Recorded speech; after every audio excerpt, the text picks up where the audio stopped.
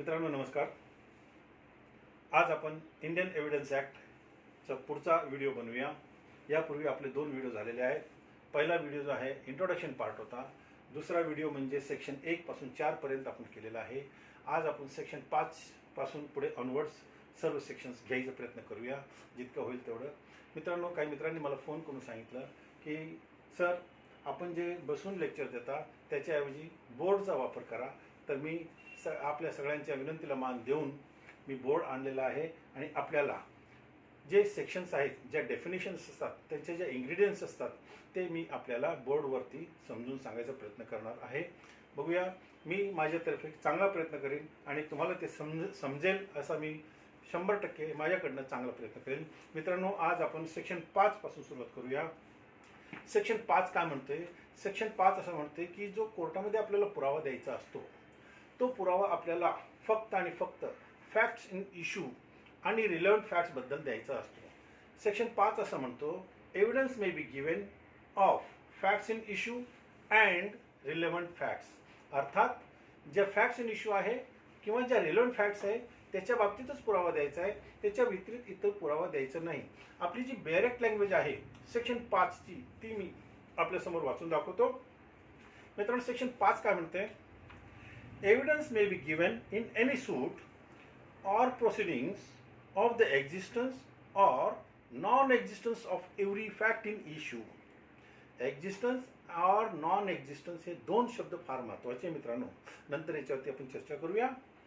And of such other facts as are hereinafter declared to be relevant and of no others. याचा अर्थ असा आहे की ज्या फॅक्ट्स इन इश्यू आहेत किंवा जे रिलेव्हंट फॅक्ट्स आहेत त्यांच्या अस्तित्वाबाबत किंवा ना अस्तित्वाबाबत आपल्याला पुरावा द्यायचा आहे.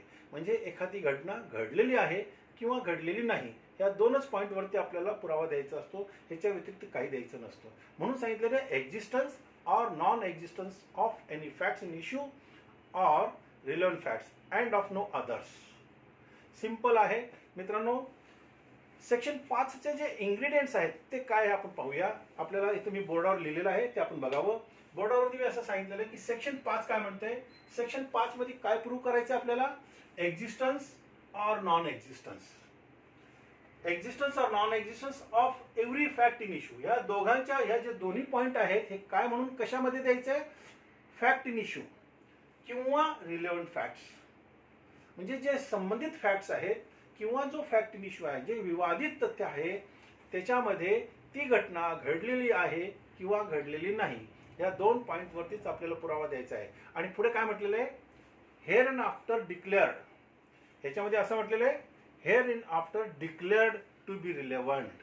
म्हणजे hereinafter declared to be relevant याचा अर्थ ह्या सेक्शनच्या नंतर सेक्शन 6 पासून सेक्शन 55 पर्यंत जे सेक्शन्स आहेत त्याच्यामध्ये ज्या पद्धतीने सांगितलेलं आहे त्या पद्धतीनेच आपल्याला पुरावा द्यायचा आहे आणि इतर पद्धतीने आपल्याला पुरावा द्यायचा नाही आहे. मित्रांनो, मी डायरेक्ट लँग्वेज आपल्यासमोर वाचली. ह्यामध्ये एक एक्सप्लेनेशन दिलेलं आहे. ते एक्सप्लेनेशन काय दिलेलं आहे ते मी आपल्याला वाचून दाखवतो. This section shall not enable any person to give evidence of a fact which he is disentitled to prove by any provisions of law for the time in force relating to civil procedure. म्हणजे civil procedure code प्रमाणे जर समजा एखाद्या व्यक्तीला पुरावा देण्यास मज्जाव केला असेल किंवा त्याला डिसएंटायटल केलेलं असेल तर मग त्याला पुरावा देता येणार नाही. मित्रांनो, हे जे एक्सप्लेनेशन आहे हे एक्सप्लेनेशन आपण ह्या सेक्शनच्या खाली इलुस्ट्रेशन बी मध्ये दिलेला आहे त्या पद्धतीने त्याच्यासोबत वाचूया म्हणजे आपला हा पिक्चर जास्त क्लिअर होईल. इलुस्ट्रेशन बी ऑफ सेक्शन 5 काय म्हणते ते आपण बघूया. A suitor doesn't bring with him. A suitor doesn't bring with him. Suitor म्हणजे ज्याने दावा दाखल केलेला आहे. इथं सूटरची स्पेलिंग काय आहे? SUITOR. सूटर. सूटर म्हणजे ज्याने दावा दाखल केलेला आहे. ज्याने शूट केले ते नाही. शूटर म्हणजे ज्याने दावा दाखल केलेला आहे तो. A suitor doesn't bring with him and have in readiness for production at the first hearing of the case a bond on which he relies. मित्रांनो, काय सांगितलेलं आहे की एक ज्यांनी दावा दाखल केलेला आहे तो व्यक्ती ज्या दिवशी दाव्याची पुराव्याची वेळ असते किंवा फर्स्ट हिअरिंग आहे त्यावेळेला आपल्यासोबत ज्या दस्ताच्या आधारे, ज्या बॉन्डच्या आधारे त्यांनी कोर्टामध्ये केस दाखल केलेली आहे तो दस्त किंवा तो बॉन्ड तो कोर्टामध्ये आणत नाही, पुराव्यामध्ये तो देत नाही. तर पुढे अजून काय म्हटलेलं ते बघा. This section doesn't enable him to produce the bond or prove its contents at subsequent stage of the proceedings. म्हणजे हा जो सेक्शन आहे त्या व्यक्तीला पुढच्या प्रोसिडिंग्समध्ये सबसिक्वेंट स्टेजेसमध्ये त्याला तो डॉक्युमेंट प्रोड्यूस करण्याची परमिशन देत नाही, परवानगी देत नाही, किंवा त्याची जे कंटेंट्स आहे ते सिद्ध करण्याची परवानगी देत नाही. पुढे काय म्हटलंय बघा. Otherwise than in accordance with the conditions prescribed by the civil procedure code. म्हणजे जर समजा त्यांनी कोर्टामध्ये पहिल्या तारखेला डॉक्युमेंट्स दाखल केला नाही तर सबसिक्वेंट स्टेजला त्याला तो डॉक्युमेंट दाखल करता येणार नाही किंवा त्याचे जे कंटेंट्स आहेत त्याला प्रूव्ह करता येणार नाही. कसं. Otherwise than in procedure laid down in CPC. म्हणजे त्याला जर करायचं जर झालं तर मग CPCमध्ये जे प्रोव्हिजन्स आहेत ते फॉलो करावे लागतील, परंतु हा सेक्शन त्याला अलाउ करत नाही जर पहिल्या तारखेला त्यांनी दाखल केला नाही तर. त्यानंतर मित्रांनो आपण सेक्शन 5 मध्ये इलुस्ट्रेशन ए काय आहे तो क्रिमिनलच्या संदर्भात आहे. आता आपण जो वाचला तो सिव्हिलच्या संदर्भात झाला. म्हणजे दोन्ही सिव्हिल आणि क्रिमिनल या बाबतीत आपल्याला माहिती दिली आहे.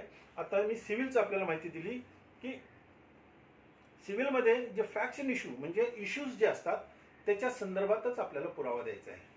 इश्यूजच्या बाहेर आपल्याला जायचं नाही. थोडक्यात आपली जी कोर्टामध्ये प्लीडिंग आहे प्लीडिंगच्या बाहेर तुम्ही जाऊ शकत नाही किंवा डिफेंडंटनी जो डिफेन्स घेतलेला आहे त्या डिफेन्सच्या बाहेर तो जाऊ शकत नाही. अर्थात प्लीडिंगच्या बाहेर तुम्हाला पुरावा देता येणार नाही, डिफेन्सच्या बाहेर तुम्हाला पुरावा देता येणार नाही. आणि तसेच डिफेन्समध्ये जे तुमचे डिनायल असतात, ज्या वेळेला आपण WS देतो तुमचे जे डिनायल्स असतात ते स्पेसिफिक असायला पाहिजे. एखाद्या पॉईंटवर जर आपण डिनायल केलेलं नसेल म्हणजे वादीने जो दावा दाखल केला आहे त्याचे प्रत्येक पॉईंट आपण डिनायल केले पाहिजे किंवा ॲक्सेप्ट केले पाहिजे. जर तुम्ही डिनायल केलं नाही त्याचा अर्थ ते ॲडमिशन आहे. हा झाला सिव्हिलचा भाग. आता मित्रांनो इथे जो इलुस्ट्रेशन दिलेला आहे तो इलुस्ट्रेशन क्रिमिनलच्या बाबतीत दिलेला आहे आणि ते असं आहे. A is tried for the murder of B. A is tried for the murder of B, beating him with a club with the intention of causing his death. त्याचं इंटेन्शन काय होतं. A ने B ला मारले आणि कशाने मारले, हत्याराने मारलेले आणि त्याचं इंटेन्शन त्याला मारण्याचा होता. तर अशा परिस्थितीमध्ये A च्या अगेन्स्टमध्ये जे ट्रायल आहे त्या ट्रायलमध्ये काय काय इश्यूज आहेत. At A's trial the following facts are in issue. काय फॅक्ट्स इन इश्यू आहे. एक पहिला पॉईंट आहे A is beating B with club. A ने जे B ला मारलेला आहे. A is beating with club. A ने B ला हत्याराने मारलेला आहे. हा पहिला इश्यू. दुसरा आहे A is causing B's death by such a beating. A ने B चा जो मृत्यू घडवलेला आहे किंवा त्याची जी हत्या केलेली आहे ते मारहाणीमुळे केलेली आहे, बीटिंगमुळे केलेलं आहे, मारहाणीमुळे केलेलं आहे. आणि थर्ड इश्यू काय आहे that A's intention to cause B's death. आणि ए ची अशी इच्छा होती की त्यांनी बीचा मृत्यू घडवायचा आहे, त्यांनी बीचा मृत्यू खून करायचा आहे, त्याची हत्या करायची आहे. असे हे 3 इश्यूज आहेत. ह्या 3 इश्यूजच्या अवतीभोवतीच आपल्याला फॅक्ट्स प्रूव्ह करायचे आहेत. ए ने बीचा मृत्यू घडवला किंवा नाही घडवला एवढंच आहे. ए ने बीचा मृत्यू केला की नाही केला दोनच गोष्टी आपल्याला प्रूव्ह करायच्या असतात. तेव्हा सेक्शन 5 मध्ये जे म्हटलेलं आहे evidence may be given of existence or non existence of facts in issue or relevant facts. आता ह्या केसमध्ये कसं आहे, मर्डरच्या केसमध्ये फॅक्ट इन इश्यू काय आहे की त्यांनी मर्डर केला आहे का नाही केलं आहे. मग त्यांनी केलं आहे का नाही केलं एवढीच गोष्ट करायची म्हणजे एक्झिस्टन्स और नॉन एक्झिस्टन्स या दोनच गोष्टी आपल्याला सेक्शन 5 मध्ये प्रूव्ह करायच्या असतात.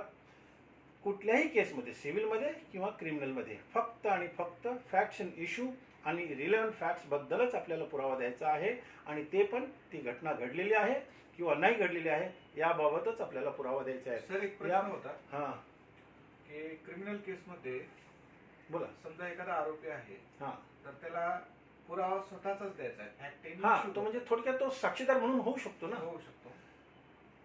तो आपण नंतर ते पुढचं येणार आहे. ते सेक्शन जो ज्या साक्षीदारांची पुराव्याची ज्यावेळी वेळ येईल, सेक्शन 118 ते 134 हे जे आहेत हे सेक्शन्स विटनेसच्या बाबतीत आहे. कोण कॉम्पिटंट आहे, कोण कॉम्पिटंट नाही याबाबत आपण त्यावेळेला विचार करूया.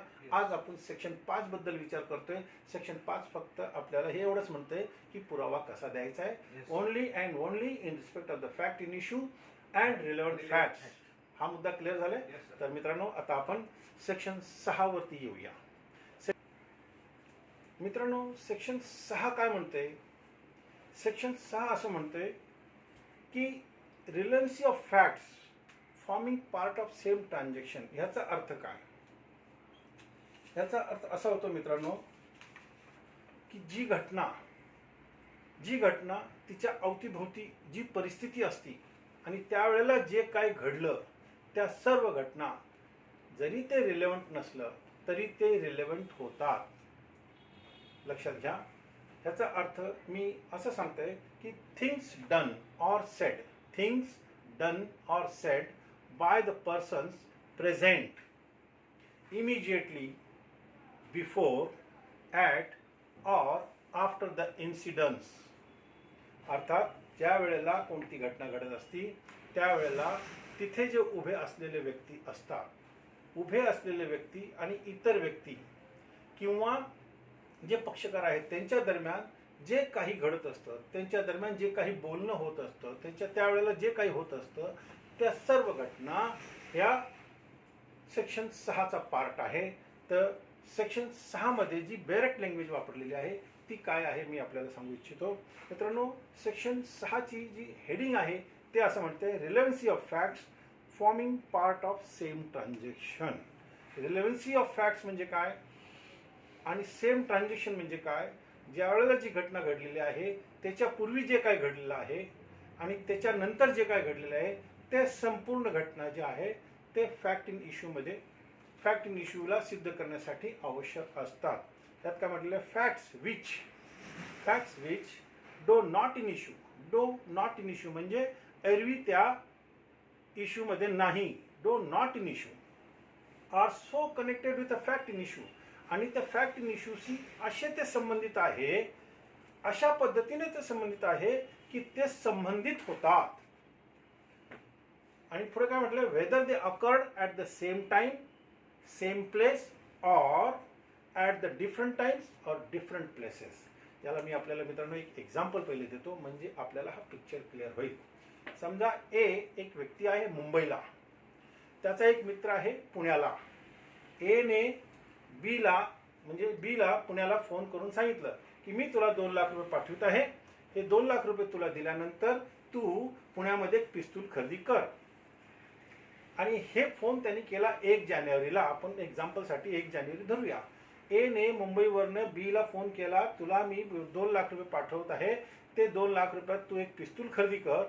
त्यानंतर सीला सोबत घे, लोणावळ्याला ये, लोणावळ्यावरनं डीला कलेक्ट कर आणि मुंबईला ये. मग आपण इथे एका बँकेमध्ये दरोडा टाकूया. आता ने बीला जो फोन केला तो 1 जानेवारीला केला. बीने पुण्यामध्ये पिस्तूल खरेदी केला तो 2 जानेवारीला केला. आणि तिथून ते एका कारमध्ये बी आणि सी एकत्र 3 जानेवारीला लोणावळ्याला आले. 3 जानेवारीला आल्यानंतर तिथून डी त्यांच्या संग बसला आणि ते तिघे जण मुंबईला गेले. हे तिघे आणि मुंबईचा हे चौघांनी मिळून 4 तारखेला मुंबईला एका बँकेमध्ये दरोडा टाकला. दरोडा टाकत्या वेळी समजा एका व्यक्तीचा खून झाला यांच्याकडनं. आता त्याच्यानंतर ही लोक पकडली गेली. आता मित्रांनो, जो ने पहिले 1 तारखेला फोन केला होता की तू पिस्तूल घे, हे तसं म्हणायला गेलं तर रिलेव्हंट नाही, परंतु ते फॅक्ट इन इश्यूमध्ये रिलेव्हंट आहे. जे घटना इथं जे सांगितलेलं आहे, whether they occurred at the same time or place or at different times or different place. आता different times and different place आहे. मुंबईवरनं फोन आला पुण्याला बीने पिस्तूल खरेदी केला, त्यांनी सीला सोबत घेतलं आणि डीला सोबत घेतलं लोणावळ्यावरनं आणि मुंबईला गेले आणि तिथं जाऊन बँकेमध्ये दरोडा टाकला.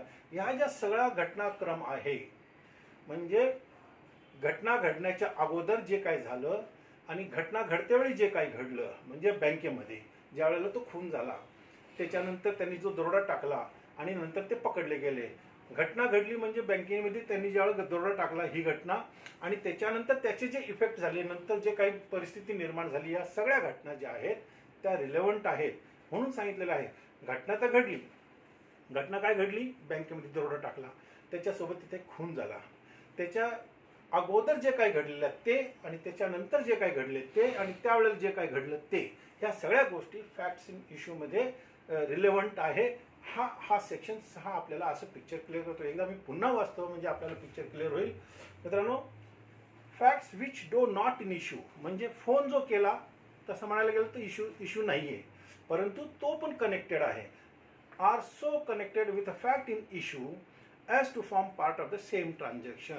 सेम ट्रान्झॅक्शन, इथं जो शब्द वापरलेला आहे सेम ट्रान्झॅक्शन, जो ट्रान्झॅक्शन शब्द आहे तो ट्रान्झॅक्शन म्हणजे जी मुख्य घटना घडली त्याला आपण ट्रान्झॅक्शन म्हणत आहे, आणि त्या ट्रान्झॅक्शनशी हे बाकीचे सगळ्या ज्या घटना आहेत रिलेटेड आहेत आणि रिलेव्हंट आहेत. म्हणून पुढे सांगितलेलं आहे are relevant whether they occurred at the same time, ते एकाच वेळेला घडले आहे किंवा नंतर घडलेले आहे, किंवा त्याच वेळेला घडलेले आहे, एकाच ठिकाणी घडलेलं आहे किंवा नंतर वेगळ्या ठिकाणी घडलेले आहे, असं ह्याच्यामध्ये सांगितलेलं आहे.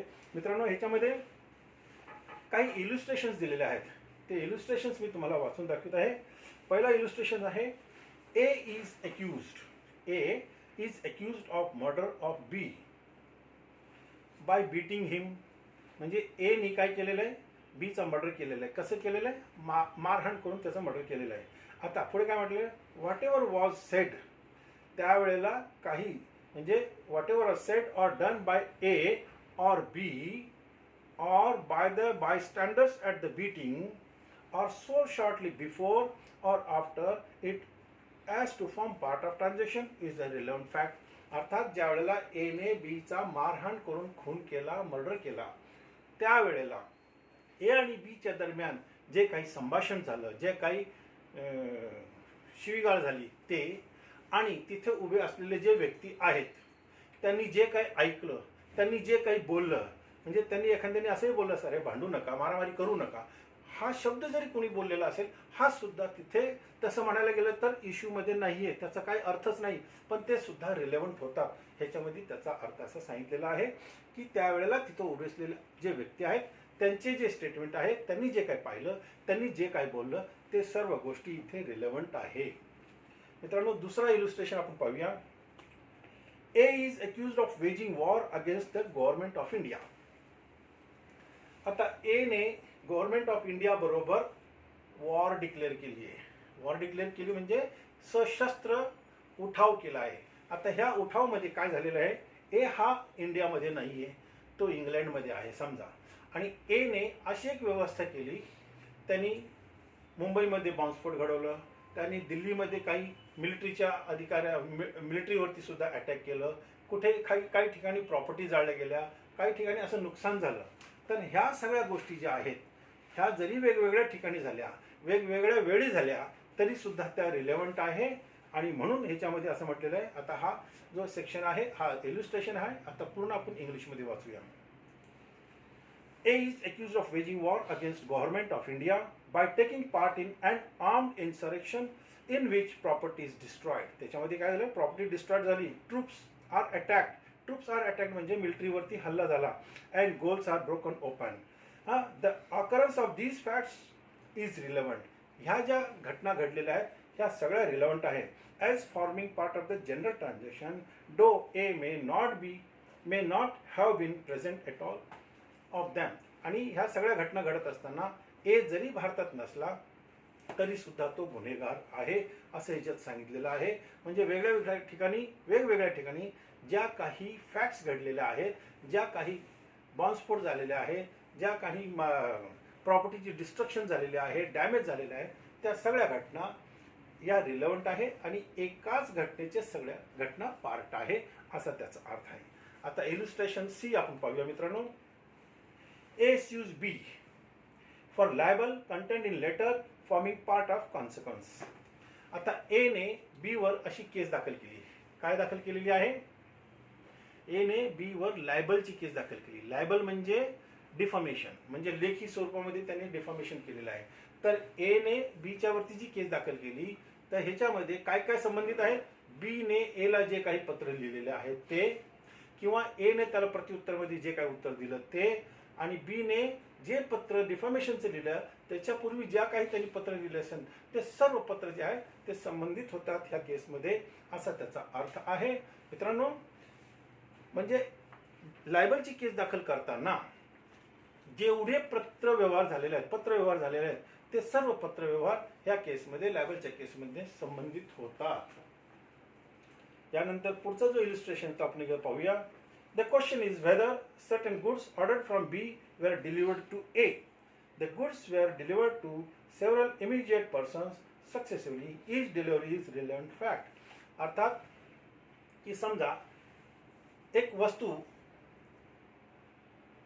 ए ला पाठवायची होती, बी कडून ए ला पाठवायची होती. तर ए ला पाठवत असताना त्या बी ने ह्या ज्या वस्तू पाठवलेल्या आहेत त्या कुठल्या कुठल्या मध्यस्थी असलेल्या व्यक्तींना पाठवल्या होत्या त्या सर्व संबंधित होतात. समजा बी ने ती गुड्स डी कडे पाठवली, किंवा तू हे ए कडे डिलिव्हर करायची आहे. डी ने ती वस्तू ई कडे पाठवली की तू जाऊन शनी एच्या कडे द्यायची. ई ने ती वस्तू एफ ला दिली आणि एफ ने येऊन ती वस्तू मग ए ला दिली. असा जर प्रश्न निर्माण झाला की बी ने ती वस्तू ए ला दिली की नाही दिली, तर बी असे ह्या सगळ्या गोष्टी साबित करू शकतो की मी ती वस्तू डी कडे पाठवली होती, डी ने ई ला पाठवली, ई ने एफ ला पाठवली आणि एफ ने ती येऊन ए ला दिलेली आहे. हे जे मधले जे ट्रान्झॅक्शन झालेले आहेत हे सुद्धा रिलेव्हंट आहेत. आणि म्हणूनच म्हटलेलं आहे facts at different times, facts at different times different place, different times different place are relevant in this section. आता मला असं वाटतं मित्रांनो सेक्शन 6 आपला क्लिअर झाला असेल. एकदा आपण बोर्डावरती पाहूया, आपला पिक्चर क्लिअर होईल.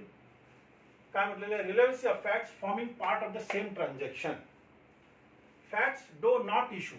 मी काय म्हटलंय, फॅक्ट्स डो नॉट इश्यू म्हणजे ज्या घटना आवश्यक नाही, ज्या इश्यूज मध्ये नाही त्या घटना R so connected with the facts in issue. ज्या फॅक्ट्स इन इश्यू आहेत त्याच्यामध्ये त्या अशा पद्धतीने संबंधित होतात, अशा पद्धतीने ते रिलेव्हंट होतात to form the part of the same transaction. म्हणजे जो ट्रान्झॅक्शन मेन ट्रान्झॅक्शन आहे त्याचाच तो एक भाग आहे असा समजला जाईल. मित्रांनो, सेक्शन 6 मध्ये जी बेरेक्ट लँग्वेज वाचलेली आहे ती मी आपल्याला आता सांगितलेली आहे. सेक्शन 6 ला कॉलेजमध्ये ज्या वेळेला आपण शिकतो त्यावेळेला ह्याचा अर्थ आपल्याला असं सांगितलेला आहे, रिस्क गॅस्टा. रिस्क गॅस्टा म्हणजे काय, all circumstances surrounding and connected with the happening, ह्याला आपण रिस्क गॅस्टा म्हणतो. परंतु रिस्क गॅस्टा हा शब्द आपल्या सेक्शन 6 मध्ये कुठेच लिहिलेला नाही. सेक्शन 6 मध्ये हा शब्द लिहिलेला नाही तर कुठे लिहिलेला आहे, तर मित्रांनो कॉमेंट्रीमध्ये आपल्याला असं सापडतं. सेक्शन 6 जो आहे त्याला आपण रिस्क गॅस्टा म्हणतो.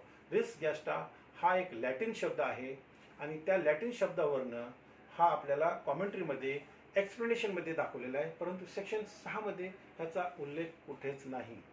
सेक्शन 6 मध्ये कुठेच नाही याचा अर्थ काय, हा उपयोगी आहे नाही आहे अशातला भाग नाही आहे. तर आपल्याला माहिती असावं, कॉलेजच्या मित्रांना जे एक्झाममध्ये बसणार आहेत त्यांना सुद्धा माहिती असावं सेक्शन 6 म्हणजेच त्याला आपण रिस्क गॅस्टा. जर उद्या एखाद्या मित्राला असा प्रश्न आला, कॉलेजमध्ये शिकणाऱ्या मुलाला असा प्रश्न आला की एक्सप्लेन रिस्क गॅस्टा, तर त्यांना सेक्शन 6, सेक्शन 7, सेक्शन 8 याबाबत उल्लेख करावा लागणार आहे. आणि जे ज्युडिशरीमध्ये बसणार आहे त्यांना सुद्धा ह्याचं माहिती असावं सेक्शन 6 म्हणजे रिस्क गॅस्टा. मित्रांनो, सेक्शन 6 आपल्याला समजलेला असेल. आता आपण जाऊया सेक्शन 7 कडे. मित्रांनो, सेक्शन 7 काय म्हणतोय ते आपण पाहूया. सेक्शन 7 असं म्हणतोय, पहिले आपण बेरेक्ट लँग्वेज वाचूया मग त्याचं आपण विश्लेषण करूया. मित्रांनो, सेक्शन 7 ची जे हेडिंग आहे ते असे आहे, facts which R occasion cause effect of facts in issue. मित्रांनो, ह्या सेक्शनमध्ये सगळ्यात महत्त्वाचे 3 शब्द आहेत. 3 शब्द आपल्याला लक्षात घ्यायचे आहेत आणि चौथा एक शब्द आहे तो आतल्या बाजूला लिहिलेला आहे, हेडिंगमध्ये नाही आहे. तर मित्रांनो, पहिला शब्द आहे ऑकेजन, दुसरा शब्द आहे कॉज आणि तिसरा शब्द आहे इफेक्ट. हे 3 शब्द आपण अगोदर लक्षात ठेवायचे आणि ह्याच्यावरती आपण पहिले चर्चा करूया. आता बॅरेट लँग्वेजमध्ये आतमध्ये काय लिहिले ते मी पहिले वाचून दाखवतो. Facts which are occasion, cause और effect, immediate or otherwise of relevant facts or fact in issue, or which constitute the state of things under which they happened, or which afforded an opportunity for their occurrence or transaction are relevant. आता ह्या शब्दांना आपण वेगवेगळ्या पद्धतीने जर समजून घेऊया मित्रांनो. ह्यात असं म्हटलेलं आहे facts which are occasion. Occasion म्हणजे काय? प्रसंग. प्रसंग म्हणजे काय आपण म्हणतो ना मराठीमध्ये, हिंदीमध्ये काय म्हणतो? आ बैल मुझे मार. मराठीत काय म्हणतो? ये बैला मला मार. तसंच हा ऑकेजन शब्दाचा अर्थ आहे. म्हणजे आपण स्वतःहून प्रसंग आपल्यावर ओढावून घेतो असं त्याचा अर्थ आहे. कॉज म्हणजे जे गुन्हा घडलेला आहे किंवा जे काही कोर्टामध्ये केस दाखल आहे त्याला दाखल करण्यासाठी किंवा घडण्यासाठी किंवा गुन्हा घडण्यासाठी त्याला काय कारण घडलेलं आहे त्याला आपण कॉज म्हणूया. त्यानंतर इफेक्ट म्हणजे जो जी घटना घडली त्याच्यानंतर त्याचा काय इफेक्ट झाला, ह्या 3 शब्दांचा त्यामध्ये अर्थ आहे. आता ऑकेजन आपण कसं समजून घेऊ की जर समजा एक व्यक्ती आहे, हा इल्युस्ट्रेशन मी अगोदर या पुस्तकात पण दिलेला आहे पण मी त्याचं एक्झाम्पल आपल्याला सांगतो. एक व्यक्ती आहे, त्याला एका जत्रेमध्ये जायचं होतं आणि त्याच्याकडे 10,000 रुपये आहेत. त्याला बी भेटला आणि तो म्हटला चला आपण जत्रेत जाऊया, पार्टी करूया, मजा करूया. तो म्हटला काय करायचं तिकडे जाऊन, आपल्याकडे पैसे तर नाही. तो म्हटला माझ्याकडे 10,000 रुपये आहेत ना. त्याने असे पैसे काढले आणि खिशात त्याला दाखवले, माझ्याकडे 10,000 रुपये आहेत, तू चल बिंदास. तर असं एने बीला हे पैसे दाखवले की माझ्याकडे 10,000 रुपये आहेत. पण ही गोष्ट सीने पाहिली की याच्याकडे 10,000 रुपये आहेत. आता हे झाल्यानंतर ए आणि बी जत्रेमध्ये गेले आणि तिथे सीने त्याला लुटलं, त्याला मारहाण केली, त्याला लुटलं, त्याचे पैसे घेतले आणि निघून गेला. आता ह्या एने काय चूक केली अगोदर की त्याने 10,000 रुपये काढले, दाखवले आणि त्यांनी असा प्रसंग ओढवून घेतला अंगावर की त्याने 10,000 रुपये जे दाखवले त्याच्यामुळे सीला कळालं की याच्याकडे 10,000 रुपये आहेत आणि म्हणून त्यांनी त्याला लुटलं. म्हणजेच मी काय बोललो, आ बैल मुझे मार. आपण मराठीत काय म्हणतो, ये बैला मला मार. तसंच हे झालेलं आहे. त्यांनी स्वतःहून 10,000 रुपये माझ्याकडे आहेत असं दाखवलं म्हणून सीला कळालं आणि म्हणून सीनी एला लुटलं. तर मित्रांनो हा जो आहे ह्याच्यात काय म्हटलं, facts which are occasion. Occasion म्हणजे हा प्रसंग जो आपण स्वतःहून ओढावून घेतला. आता त्याच्यानंतर कॉज म्हणजे गुन्हा घडण्यामागे कारण.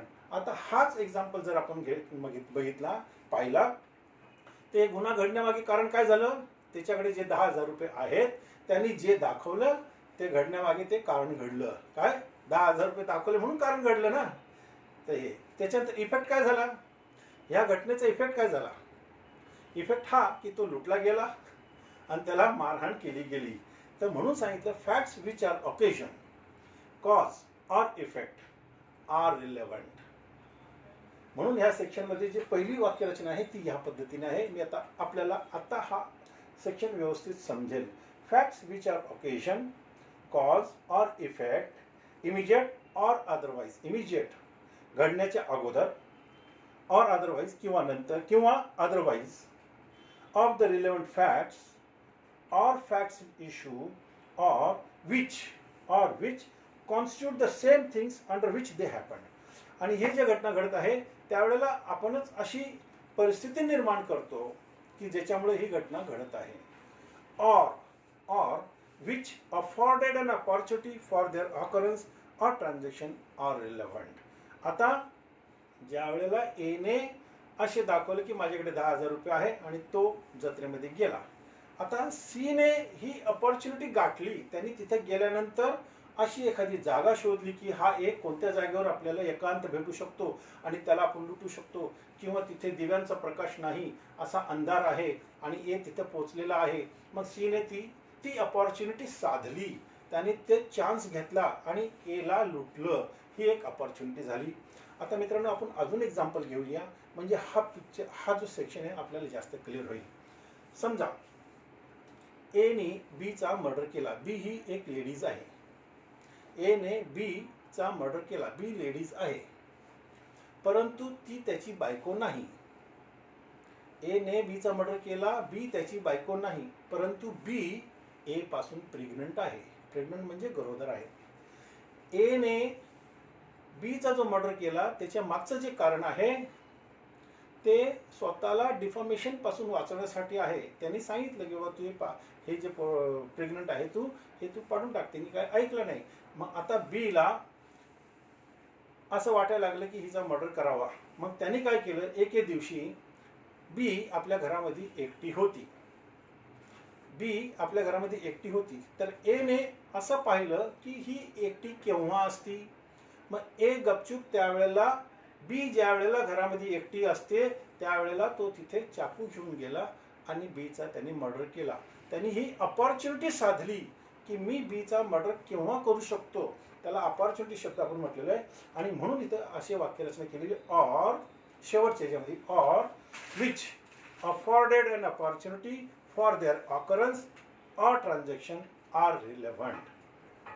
मित्रांनो हा पॉईंट सुद्धा तुमच्या लक्षात आला असेल. आता ह्याच्यामध्ये जे इलिस्ट्रेशन्स आहेत मी ते इलिस्ट्रेशन्स आपल्याला सांगत आहे. सेक्शन 7 मधले जे इलिस्ट्रेशन्स आहेत ते आपण बघूया. पहिला इलिस्ट्रेशन आपल्याला बघूया. The question is whether A robbed B. प्रश्न काय आहे की एने बीला रॉब केलंय का, म्हणजे लुटलं आहे का. आता जे मी एक्झाम्पल तुम्हाला सांगितलं तोच एक्झाम्पल इथं आहे. The facts that. आता ह्याच्यामध्ये काय आहे, शॉर्टली बिफोर द रॉबरी, म्हणजे रॉबरी होण्याच्या काही वेळापूर्वी B went to the fair. B हा जत्रेला गेलाय. With money in his possession, त्याच्या ताब्यामध्ये काही पैसे आहेत. And that he showed it or mention the fact that he had it to third person are relevant. त्याने हे पैसे एका तिराईत व्यक्तीला दाखवले आणि त्याने हे पैसे जे तिराईत व्यक्तीला दाखवले त्यामुळे ते रिलेव्हंट आहे, याचा अर्थ असा आहे. त्यानंतर दुसरा इलिस्ट्रेशन आपण बघूया. मित्रांनो, the question is whether A murdered B. आता प्रश्न इथं काय आहे की काय एने बीचा मर्डर केला आहे. पुढचं,